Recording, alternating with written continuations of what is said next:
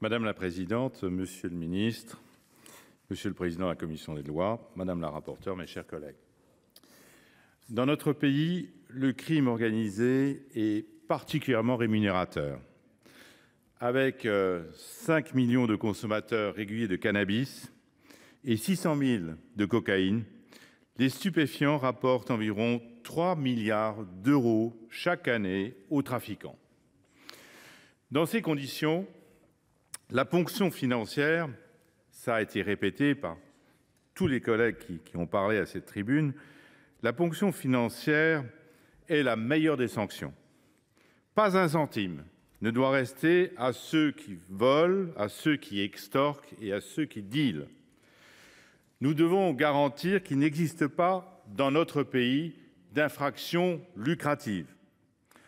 Or, il faut bien le reconnaître, les chiffres aujourd'hui ne sont pas satisfaisants.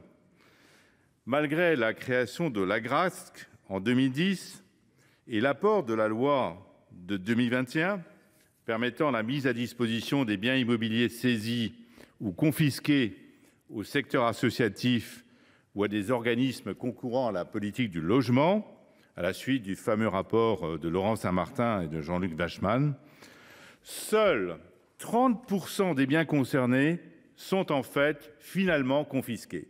30%. Nous devons aller plus loin, beaucoup plus loin. Quels sont les apports de la présente proposition ?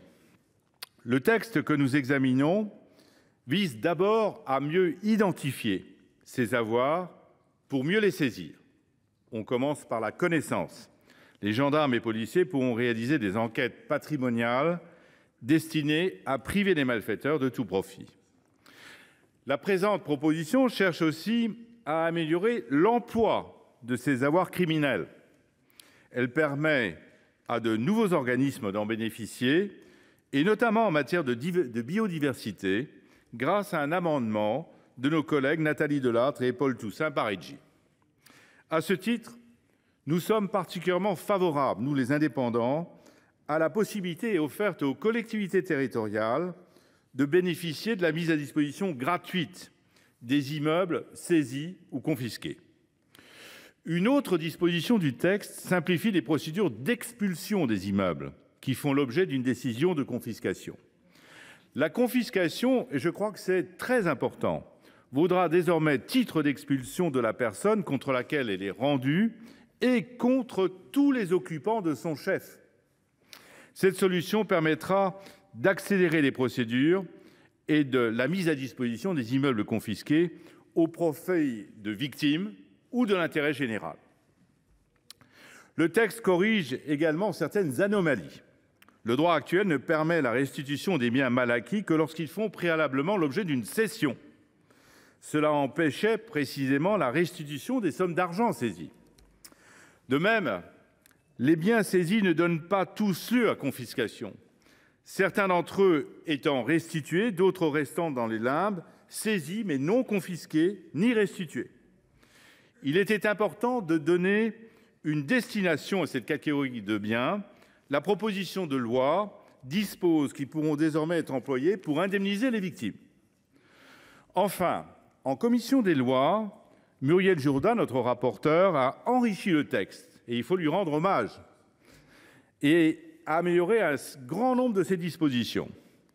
Elle a notamment introduit la possibilité pour les officiers de police judiciaire de saisir plus rapidement les biens afin qu'ils ne disparaissent pas avant qu'on les ait saisis. Je l'ai dit, la confiscation des avoirs criminels pose à la fois des questions d'efficacité et de justice. Il n'est pas facile de mettre en œuvre un mécanisme parfait de confiscation des biens. Nous nous sommes inspirés du texte italien, ça a été répété à plusieurs reprises. Aujourd'hui, notre texte tel qu'il est, qui est très avancé, pourrait servir de modèle à l'Union européenne. Parce que la question de la confiscation se pose aujourd'hui de façon prégnante à cause des avoirs russes gelés. Et je pense que ce texte pourrait être le moyen d'imprimer la culture juridique française sur les textes européens en préparation. Pour toutes ces raisons, nous sommes, nous les indépendants, entièrement favorables à l'adoption du texte proposé.